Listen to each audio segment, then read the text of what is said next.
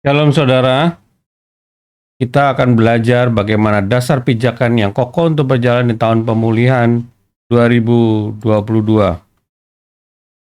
Kita harus pahami bahwa kita mengalami kemenangan di dunia ini atas dasar iman.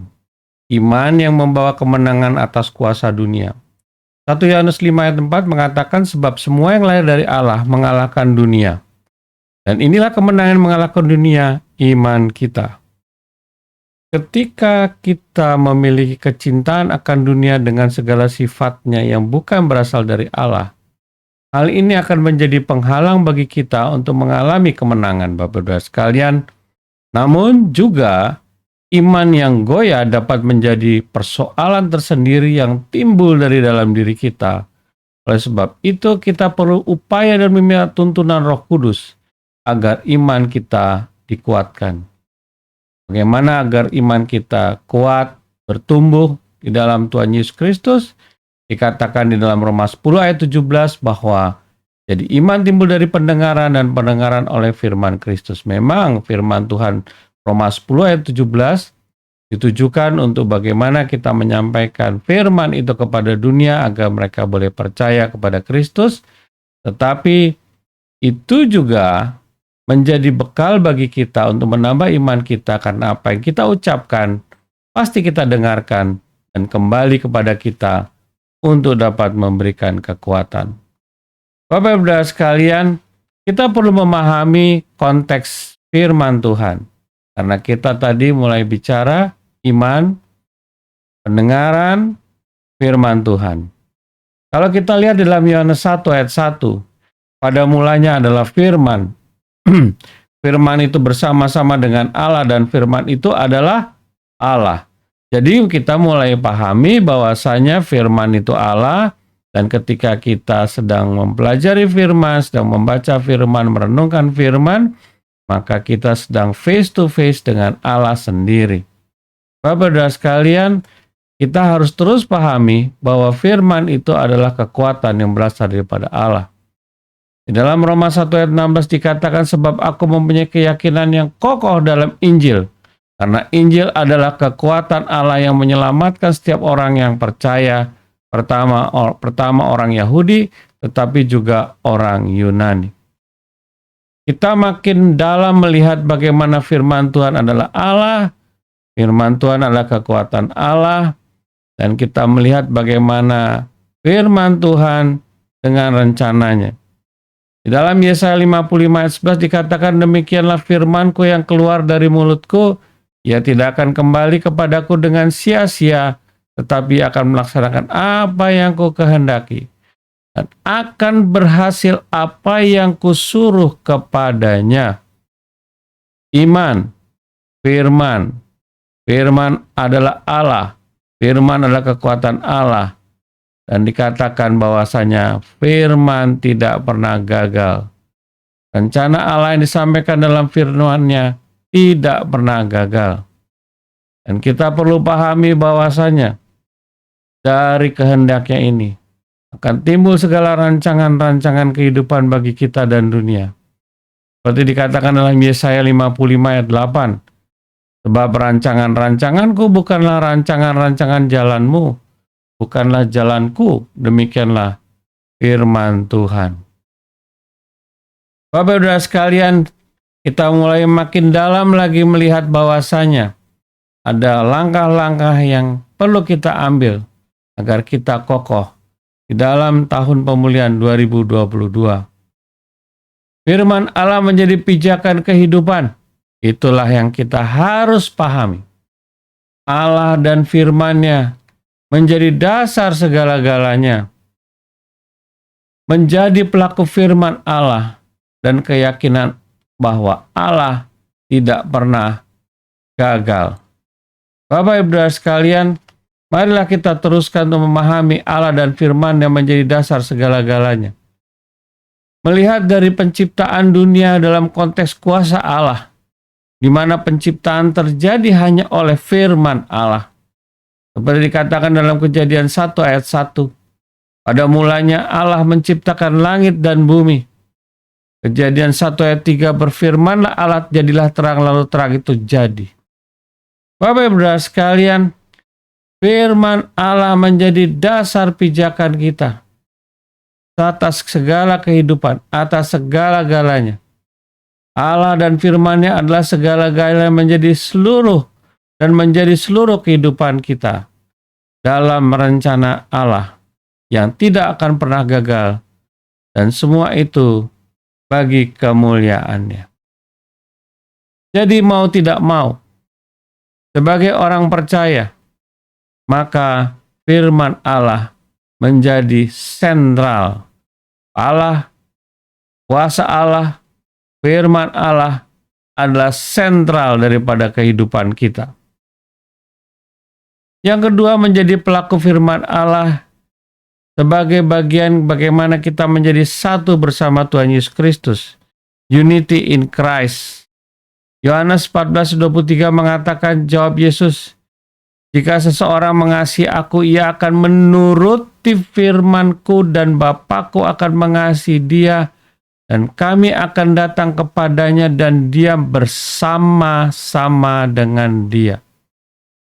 Ada satu kesatuan bahwasanya ketika kita mengasihi Yesus Kristus, kita akan menuruti firman-Nya. Dan dengan serta-merta dan penuh kerelaan serta kasih, maka Bapa bersama Tuhan Yesus menjadi satu dengan kita. Allah, firman dan kuasa yang menjadi sentral, dan itu menjadi satu dengan kita ketika kita melakukan segala firman-Nya. 1 Yohanes 2:5 mengatakan, tapi barang siapa menuruti firman-Nya, ya di dalam orang itu sungguh sudah sempurna kasih Allah.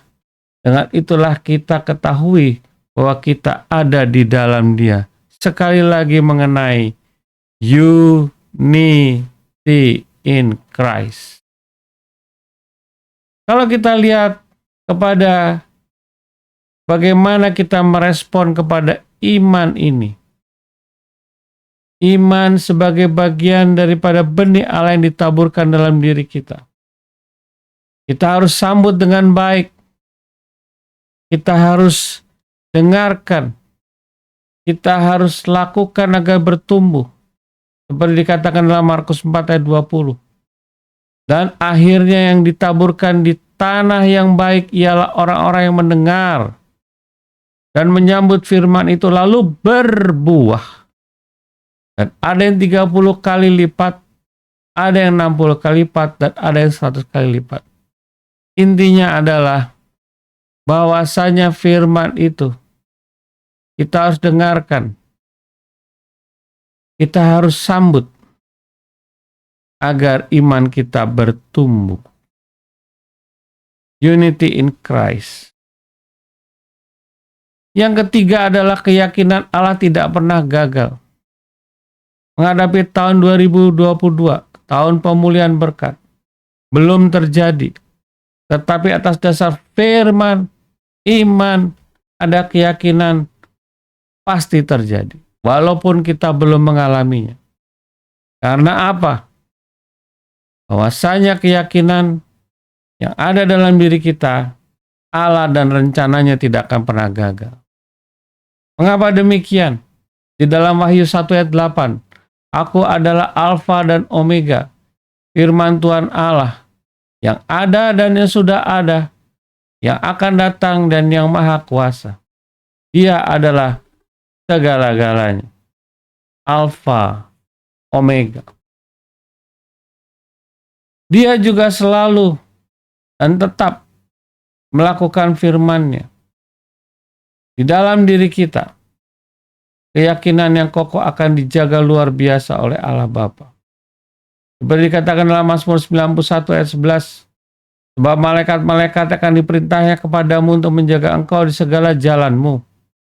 Kita harus pahami, iman, firman, menjaga kehidupan kita berjalan dalam jalan ketetapannya. Dan Dia melakukannya dengan mengirimkan malaikatnya berkemah di sekitar kita agar kita tetap fokus dan berani berjalan dengan penuh kekuatan di dalam jalan kebenaran yang berasal daripada Allah. Itu adalah pijakan luar biasa. bahwasanya kita mendapatkan perlindungan dari Dia. Bapak Ibu Saudara sekalian, di dalam Mazmur 34 ayat 8, kita pun diluputkan dari segala kejahatan. Dia ada bersama kita melalui para malaikatnya yang ada bagi orang-orang yang takut akan Dia. Dan sekali lagi kita katakan kepada diri kita dan kepada dunia bahwasanya ku tahu bahwa Engkau Allah sanggup melakukan segala sesuatu dan tidak ada rencanamu yang gagal. Ayub 42 ayat 2. Bapak-Saudara sekalian, sudah jelaslah bahwasanya pijakan-pijakan yang kokoh yang terjadi, yang bisa terjadi atau sebagai dasar kita untuk melangkah. Sudah jelas bahwasanya Allah dan firman-Nya dasar segala-galanya. Selanjutnya apa, Bapak Ibu Saudara sekalian? Bahwasanya kita harus menjadi satu bersama Allah. Dan selanjutnya juga kita harus meyakini bahwa tidak ada satupun yang gagal dalam rencana Allah. Menuju kemenangan dalam tahun pemulihan berkat 2022, kita hanya bersandar kepada Allah dan firman-Nya untuk menjangkau semua janjinya. Dan kita betul-betul bersandar kepadanya. Karena seperti katakan dari Yeremia 17 ayat 5, beginilah firman Tuhan. Terkutuklah orang yang mengandalkan manusia, yang mengandalkan kekuatannya sendiri dan yang hatinya menjauh daripada Tuhan. Tuhan sudah memperingatkan karena kasih-Nya kepada kita agar kita tidak rusak, tidak jatuh, bahkan kita binasa. Yeremia 17 ayat 5, Dia akan marah ketika kita keluar daripada jalurnya. Bapak-Saudara sekalian, Allah sudah menyertai kita melalui Roh-Nya yang kudus untuk mengarungi dunia rencana Allah yang telah Dia tetapkan sejak awal dunia diciptakan. Dan kita menjalaninya dengan penuh kasih daripada Allah menuju keabadian dan pemulihan terus-menerus tahun 2022. Saya percaya, jangan menunggu di akhir 2022. Tetapi ketika kita mengalami perubahan, Tuhan memberikan kehidupan yang baru, ciptaan yang baru, hati yang baru. Itu pun sudah menjadi berkat bagi kita. Kenapa? Karena tidak ada yang bisa diberikan oleh dunia kepada kita seperti yang Allah berikan, agar layak di hadapannya. Tetapi Allah sendiri yang turun tangan. Demikian khotbah pengajaran ini Bapak-Saudara sekalian. Tuhan Yesus memberkati. Amin.